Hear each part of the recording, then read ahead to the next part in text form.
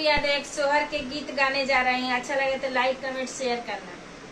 कहिले राजा जी कहिले कही के सुनाइले हो, ए राजा जी रउरात बसले विदेशवा तीनु दुख हवेला हो, ए राजा जी रउरात बसले विदेशवा तीनु दुख हवेला हो।